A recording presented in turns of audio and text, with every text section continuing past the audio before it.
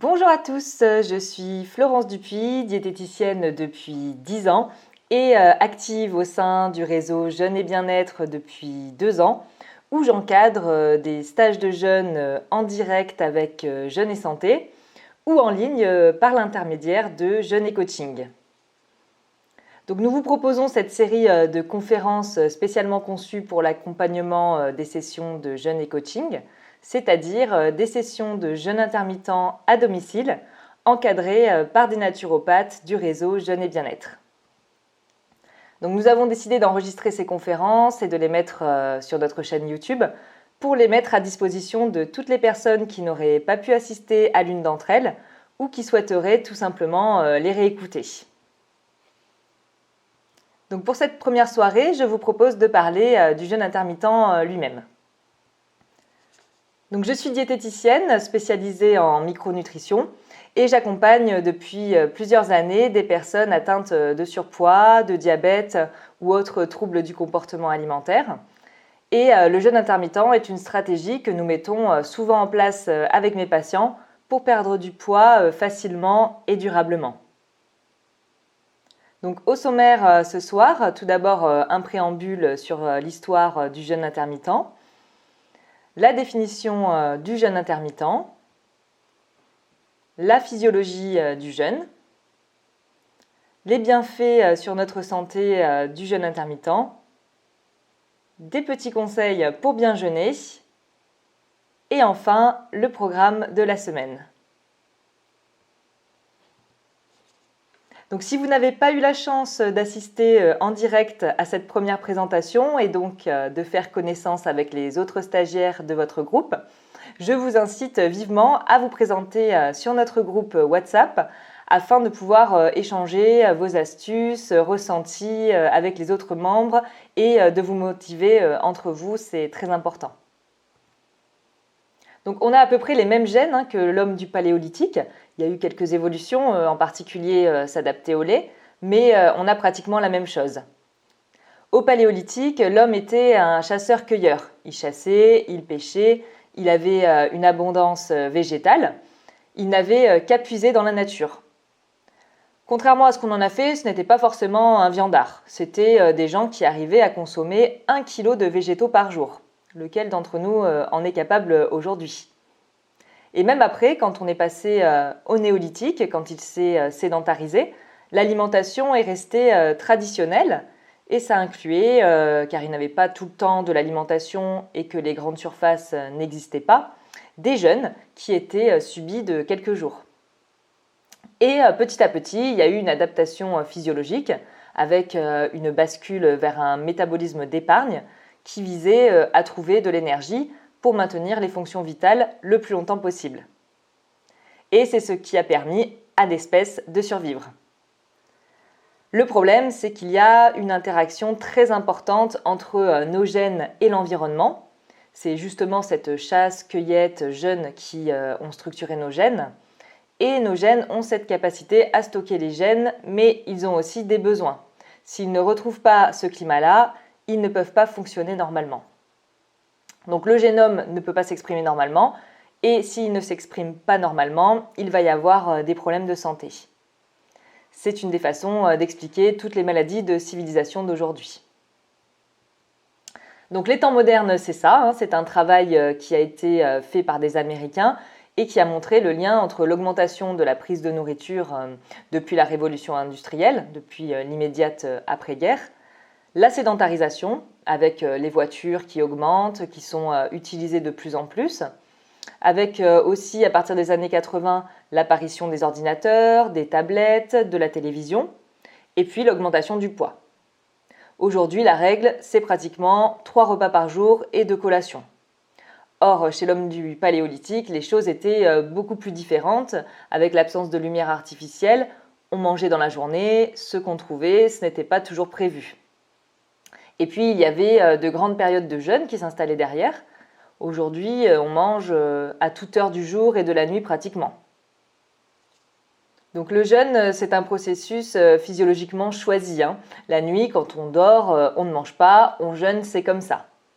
Et quand on jeûne plus longtemps, notre organisme est capable de faire ce switch vers un mode de production énergétique, mais on ne dit pas tiens aujourd'hui hop je switch et puis un autre jour je ne le fais pas.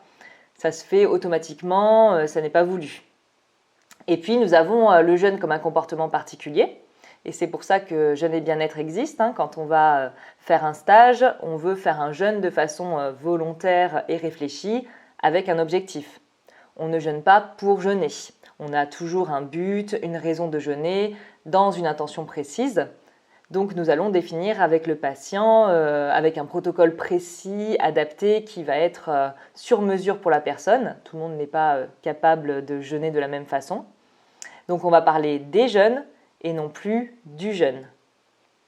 Donc le jeûne nocturne physiologique, il n'est pas intentionnel, il commence à peu près 3 à 6 heures après la fin du repas, ça dépend de ce qu'on a mangé. Si on a mangé des sardines et du pain complet, ça va être un peu plus long à digérer que des tomates et des concombres, mais en gros c'est dans ces eaux-là. Donc dans ce cas-là, la nutri-période, donc la période où on mange, se cale sur la photopériode. La nuit, je ne mange pas. On démontre que s'il n'est pas respecté, même si vous avez un mode de vie exemplaire, je ne fume pas, je ne bois pas d'alcool, je mange tout à fait comme il faut, je dors bien, etc. Si vous ne respectez pas au minimum 8 heures de jeûne par nuit, vous tomberez forcément malade. C'est obligatoire. Par contre, ce jeûne physiologique n'a aucune action thérapeutique. Si vous êtes déjà malade, ne comptez pas sur lui en disant « ça va s'arranger, je dors 8 heures sans manger ». Il vous empêchera de tomber malade, mais il ne vous guérira pas ou il ne vous aidera pas à surmonter ces maladies. Donc, la définition du jeûne intermittent, nous sommes déjà des mangeurs intermittents. C'est comme ça, c'est une façon de se nourrir qui consiste à alterner des cycles de consommation de nourriture et de jeûne. Donc, quelles que soient les méthodes, l'objectif est commun. On va diviser la journée ou la semaine en période où on mange et en période où on ne mange pas. Donc voilà les différents types de jeûne intermittent. Quand on dit jeûne intermittent, on peut inclure tout ça dedans. Donc d'abord le jeûne de 16 heures qui va inclure la nuit bien sûr, donc 12 heures, et puis vous poussez un petit peu plus loin. Il se fait donc en supprimant le petit déjeuner ou le dîner. Ça dépend des gens, ça dépend des pathologies, ça dépend des aptitudes et ça dépend du mode de vie. Donc le principe est de ne manger que pendant une période de 8 heures de la journée. Le 16-8, c'est la façon la plus facile de faire du jeûne intermittent.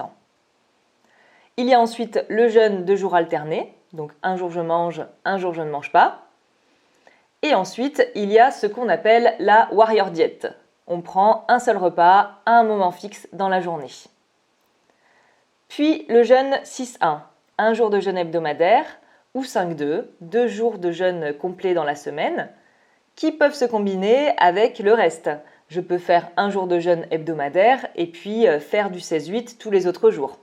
Ça dépend des objectifs, ça dépend de ce que je recherche, ça dépend des problèmes. Donc nous allons aborder un petit peu la physiologie du jeûne. Donc après un repas, nous avons une augmentation de la glycémie et par conséquent une augmentation du taux d'insuline dans le sang. Le jeûne est un repos métabolique. Il modifie la glycémie et il va modifier la production d'insuline avec une diminution de son taux circulant. On va de ce fait augmenter la sensibilité à l'insuline des cellules sensibles, qui sont les adipocytes, les cellules musculaires. Rien que de faire un jeûne de 24 heures par semaine va restituer cette sensibilité à l'insuline de vos cellules. Le jeûne est un antidiabétique naturel. On a donc une cascade de réactions chimiques qui vont permettre à notre organisme de maintenir les fonctions vitales et même la production d'énergie. Donc concernant le jeûne intermittent de 16 heures ou de 24 heures,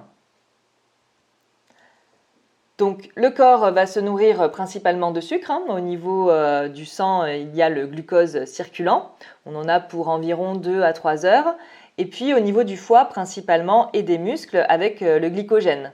Le glycogène, c'est une énorme molécule de sucre. C'est l'équivalent de l'amidon de la pomme de terre, donc une sorte d'amidon animal. Donc c'est notre sucre de réserve. Le glycogène va être découpé en molécules de glucose qui vont être remises en circulation au niveau du sang pour que chaque cellule reçoive ce dont elle a besoin.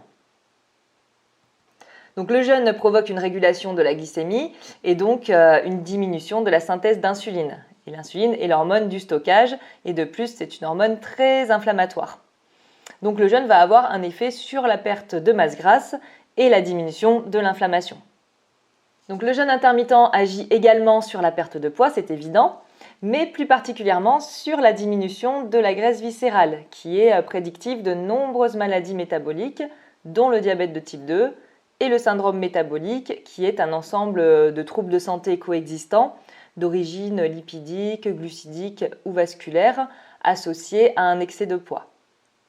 Le jeûne intermittent permet également de réguler la tension artérielle, donc c'est particulièrement important chez les personnes qui souffrent d'hypertension artérielle.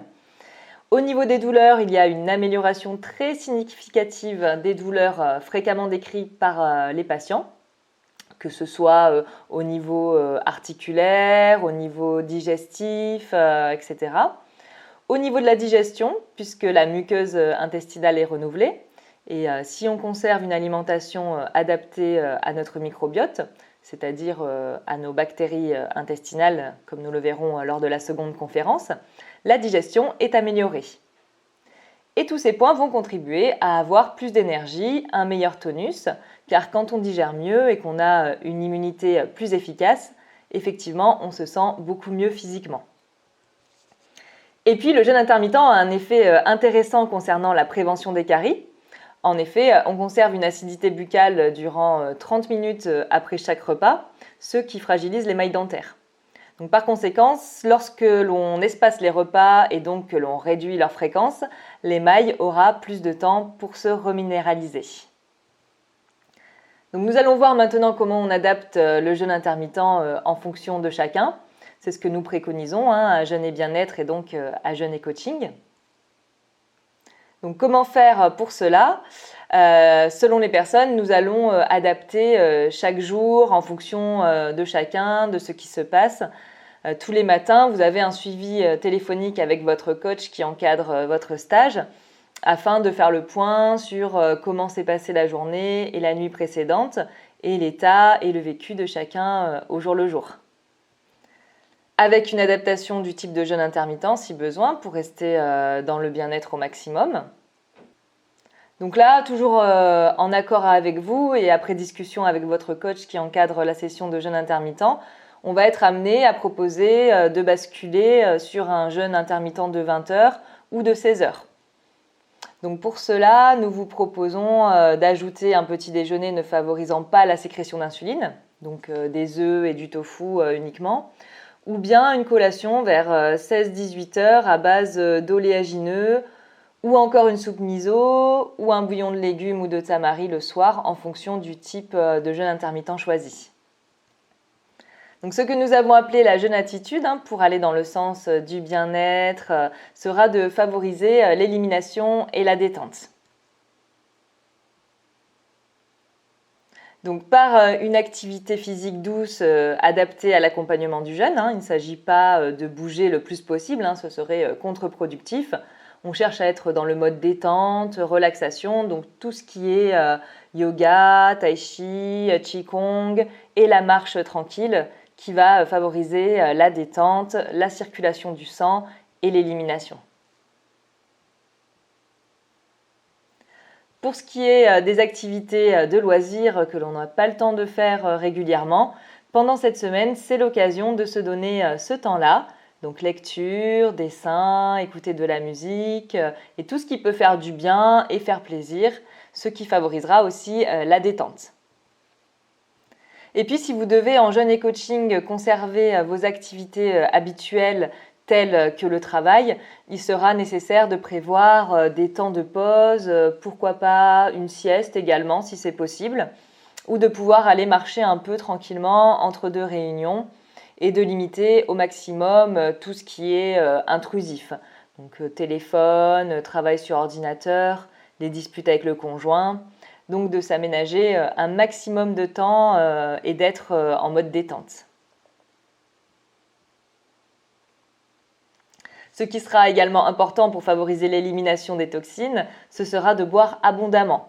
Donc 2 litres de liquide par jour, dont au minimum 1 litre d'eau. Et après, on peut compléter avec des tisanes, de l'eau citronnée, etc.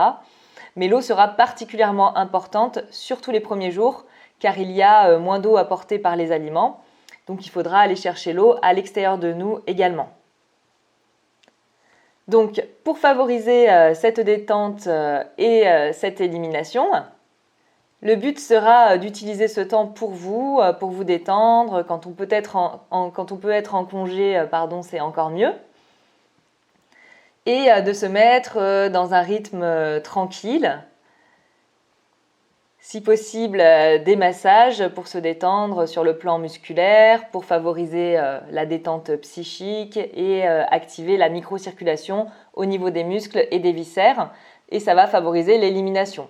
Donc si vous en avez la possibilité, prévoir des temps de massage, ce serait vraiment important. Ce qui sera important aussi, ce sera des temps de sieste et pourquoi pas avec une bouillotte sur le foie, puisque le foie est un organe qui est très sollicité pendant les périodes de jeûne. Et le foie travaille mieux quand on augmente sa température. Et puis profitez-en pour observer, sentir, percevoir tout ce qui se passe en vous et à l'extérieur de vous également, puisque les organes vont être plus performants.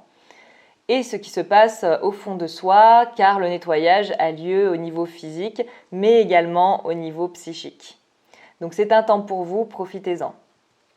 Et c'est un moment qui permet de prendre du recul, de pouvoir regarder les choses avec beaucoup plus de sérénité et d'être plus à même de prendre des décisions. Et puis encore une fois, évitez de vous surcharger avec le téléphone, le travail sur Internet. Donc si vous pouvez les limiter au maximum, ce serait idéal.